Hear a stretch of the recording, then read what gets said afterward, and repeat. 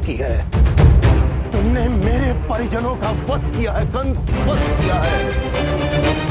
मैं तुम्हें श्राप देता हूं कि जिस भांति तुमने मेरे परिजनों का वध किया है, ठीक उसी प्रकार तेरी मृत्यु का कारण भी वही बनेगा जिससे तू सबसे प्रेम करता है। जिस नारायण का तुम नाश करना चाहता है ना, उसी के हाथों तेरी मृत्यु होगी, उसी के हाथों तेरी मृत्यु होगी।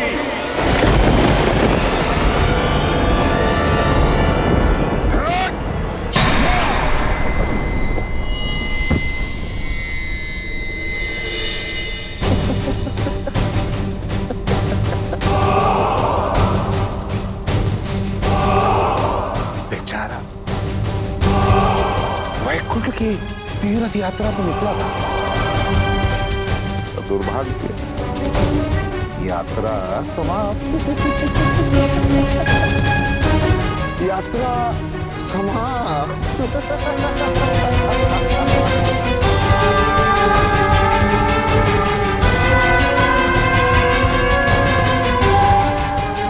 जिनके कारण तुम्हें मेरे हाथों से चोट खानी पड़ी।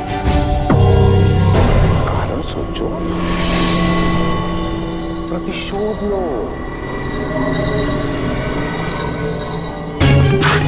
वध कर दो सबका, कोई बचना नहीं चाहिए। कौन ये महाकाल, कौन ये महाकाल, विध्वंसिका है तांडव, दिखाएंगे मानव, धरा भी कांपे जब अश्व इसके भागे।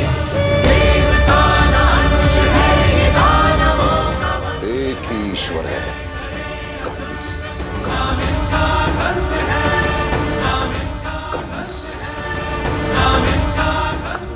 ईश्वर। परंतु मैं ये समझ नहीं पा रही हूँ कि कंस के मन में नारायण के लिए इतनी घृणा क्यों थी, इतनी शत्रुता कि उसने नारायण के भक्तों पर अत्याचार किया, कि उसने नारायण की पूजा पर प्रतिबंध लगा दिया। क्या उसने ये सब सर्वशक्तिमान बनने के लिए किया था, या फिर इसके पीछे कोई कारण था? इतनी घृणा के पीछे अवश्य कोई बड़ा कारण जरूर होगा। कारण तो था रुक्मणी।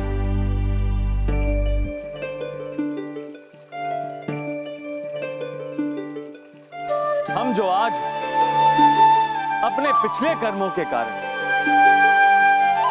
और हम जो कल होंगे हमारे आज के कर्मों के कारण होंगे। जैसे कंस का नारायण से बैर, मुझसे शत्रुता उसके पिछले जन्म से ही थी। पिछले जन्म में कंस हिरणाक्ष राक्षस का बेटा कालनेमी था। समुद्र मंथन द्वंद्व युद्ध के समय जब देव और असुरों में घमासान युद्ध चल रहा था, हिरणाक्ष का पुत्र कालनेमी काल बनकर देवताओं पर टूट पड़ा। जो उसके सामने आता काल के जाल में समा जाता, और फिर उस पर इंद्र ने अपने अस्त्र से प्रहार कर दिया।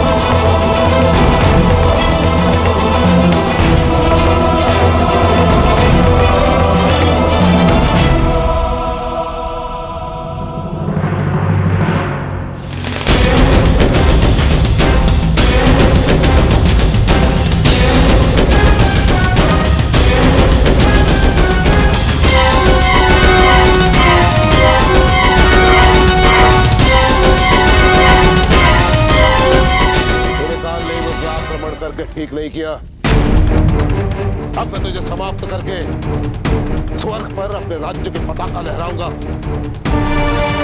मेरे पिता हिरणाक्ष फिर से स्वर्ग पर राज करेंगे।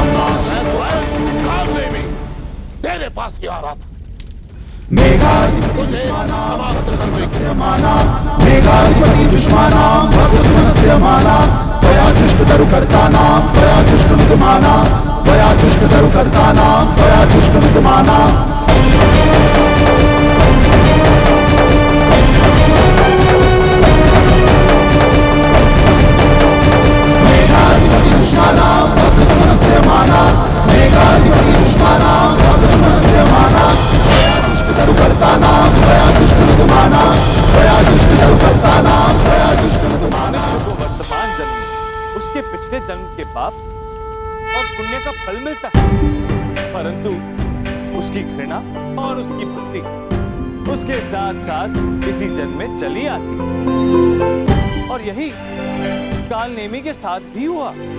मृत्यु के समय कालनेमी ने सौगंध खाई कि वो अपने वध का प्रतिशोध लेगा, फिर से नारायण के नाश के लिए जन्म लेगा, और फिर उसने कंस के रूप में जन्म लिया। नारायण के नाम से तक उसे घृणा थी, और इसी के लिए वो भय का सहारा ले रहा है। जैसे जैसे वो शक्तिशाली होता जा रहा था, वैसे वैसे उसके अत्याचार भी बढ़ते जा रहे थे। सारे दानव उसके अधीन थे, और उसके अत्याचारों की गूंज इंद्र के राजसभा तक पहुंच गई। नारायण नारायण, हम सत्य कह रहे हैं इंद्रदेव, सत्य कह रहे हैं। पृथ्वी लोक पर पापों का भार दिन ब दिन बढ़ता जा रहा है। कंस के अत्याचार ने मनुष्य के मन में भय उत्पन्न कर लिया है, भय, और अब उसका अगला लक्ष्य स्वर्ग लोक है, स्वर्ग लोक। कुछ कीजिए इंद्रदेव, शीघ्र ही कुछ कीजिए। आप व्यर्थ ही चिंता कर रहे हैं मुनिवर्ना। कंस एक साधारण मनुष्य ही तो है, और एक साधारण मनुष्य से देवों को कैसा है?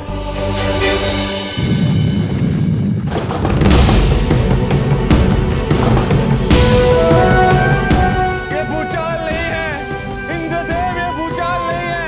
कंस की बढ़ती शक्तियों का प्रमाण है, जिसे आप कम आंक रहे हैं। कंस कोई साधारण मनुष्य नहीं है, कालनेमी का पुनर्जन्म है, कालनेमी का, जिसका लक्ष्य, जिसका उद्देश्य समस्त देवताओं से पूर्व जन्म के वध का प्रतिशोध लेना है। इंद्रदेव, हम आपसे विनती करते हैं, कुछ कीजिए, शीघ्र ही कुछ कीजिए। नारायण नारायण। कंस का पाप अत्याचार की सभी सीमाएं लांघकर स्वर्ग लोक के द्वार खटखटा रहा था। पृथ्वी अब और पीड़ा नहीं सहन कर पा रही, और इसीलिए उसने गाय का रूप धारण किया और सहायता लेने के लिए ब्रह्मा और रुद्र के पास गई। परंतु उन्होंने कहा कि उनकी सहायता केवल नारायण कर सकते हैं, क्योंकि कालनेमी को समाप्त करने की शक्ति केवल नारायण के पास ही थी। ब्रह्मा और महेश नारायण के पास पहुंचे।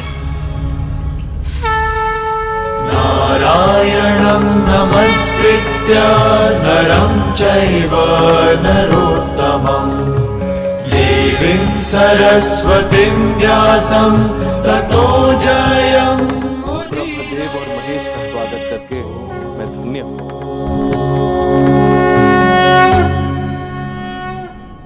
अचानक इतनी दूर आने का कष्ट क्यों किया प्रभु?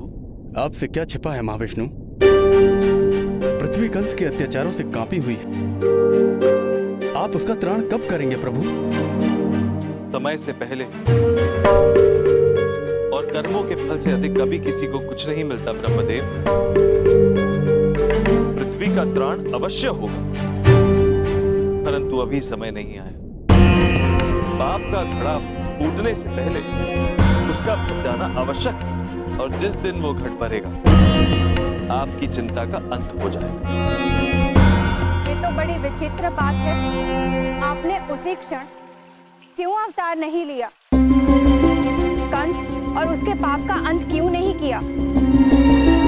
कंस निर्दोषों पर अत्याचार करता रहा और आप कह रहे थे कि अभी समय नहीं आया। रुक्मणी, तुम तो रुष्ट हो गए। रुष्ट नहीं हुई, बस ऐसे मन विचलित हो रहा है। मैं जानती हूँ कि ये सब बीत गया है, परंतु ये सब सोचकर मेरा हृदय पीड़ित हो रहा है कि आपने इतना समय क्यों लगाया। क्यों आप बैठकर कंस के अत्याचारों को देखते रहे? रुक्मणी,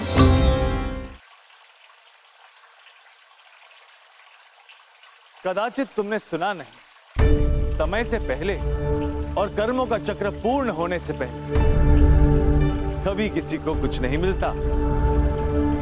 आकाश की ओर देखो, सब कुछ समय के अधीन, मैं भी। आज पूर्णिमा है और चंद्रमा पूरी कांति से दीप्त है, परंतु पूर्णिमा आने से पहले और बाद में भी अमावस्या का आना निश्चिंत है। और यही प्रकृति का नियम है। जब तक अमावस्या का अंधकार ना होगा, पूर्णिमा के चंद्र की महत्ता सिद्ध नहीं होगी। पाप अपने अंत की ओर स्वयं बढ़ता, उसका स्वयं का किया हुआ पाप उसे विनाश की ओर ले जाता, और कंस भी धीरे धीरे अपनी विनाश की ओर बढ़ रहा। और फिर ऋषि मुनि का श्राप भी तो पूर्ण होना था। कंस के नाश का बीज उसी कोख से आना था जिससे वो सबसे अधिक प्रेम करता है। अर्थात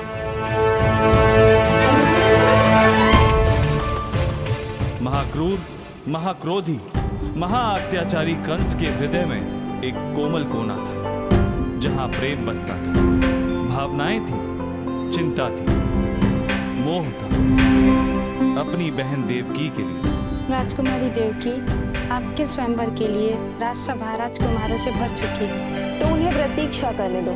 महाबली कंस की बहन से विवाह करने के लिए उन्हें प्रतीक्षा का मूल्य तो चुकाना ही होगा। अवश्य।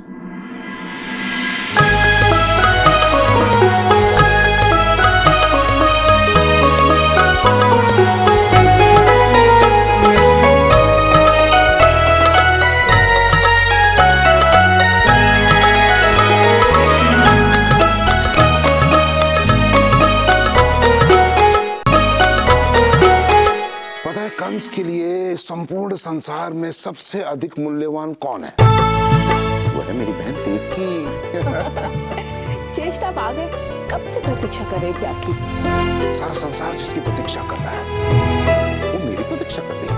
अब वैसे आपकी नहीं, आप जो भेंट लाने वाले थे मेरे लिए उसकी प्रतीक्षा कर। भूल तो नहीं गए?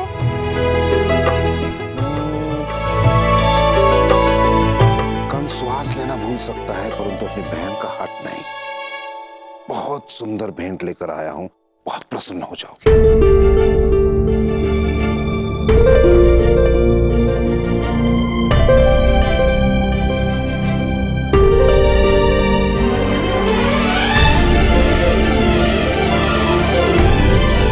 कैसा लगा? बहुत ही सुंदर है। पता देवकी, मैं स्वयं 8 दिन वन में रहा, स्वयं इसे अपने हाथों से पकड़ा मैंने। पता है क्यों? क्योंकि मैं अपनी बहन देवकी से बहुत प्रेम करता हूं।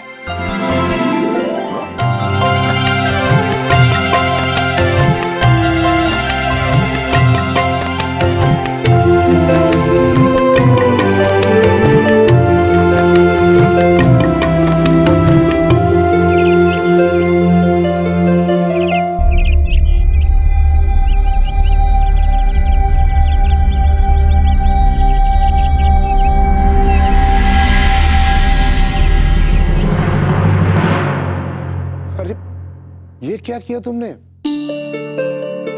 अरे, मेरे परिश्रम को व्यर्थ कर दिया तुमने देवकी। परंतु पक्षी का परिश्रम सफल कर दिया। आपने देखा नहीं ज्येष्ठ, पिंजरे में होने के बावजूद वो मुक्त होने के लिए किस तरह फड़फड़ा रहा था।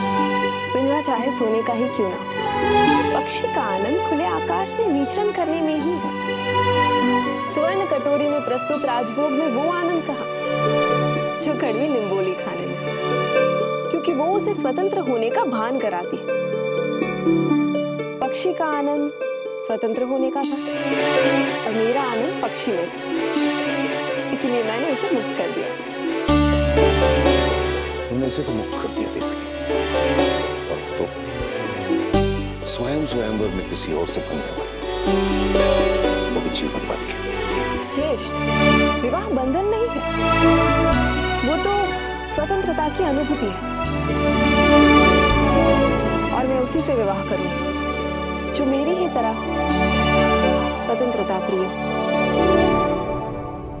जो विचित्र होता है उसके हर कार्य में विचित्रता आ जाती है। अपनी प्रिय बहन देवकी के स्वयंवर के लिए कंस ने बड़ी विचित्र परीक्षा रखी।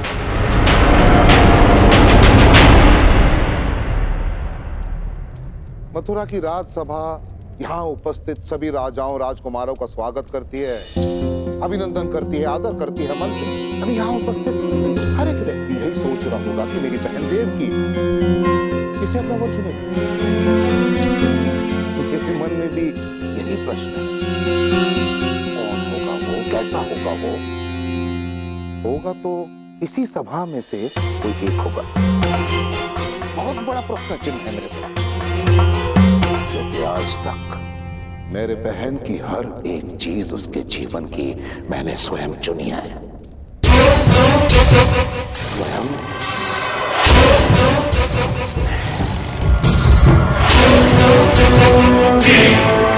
इसी कारण उसका वर चुनने का अधिकार केवल मेरा है। इस स्वयंवर में मैंने एक शब्द, केवल एक शब्द, इस सभा में से वही देवकी का वर बन सकता है जो अपना संपूर्ण जीवन मुझे अधीन करे, कंस को।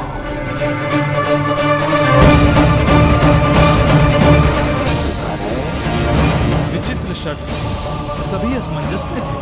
न कोई अपनी स्वतंत्रता खोना चाहता था, न कोई महाबली कंस के निकट संबंधी होने का अवसर खोना चाहता था। महाराज, आपके बल के अधीन कौन नहीं? कौन है जो आपकी शक्ति से, आपके अधिकार से परे है? आपके समीप रहना, आपके अधीन रहना हमारे लिए गर्व का विषय होगा। सबकी तरफ से मत देने का अधिकार आपको नहीं है कुशलराज।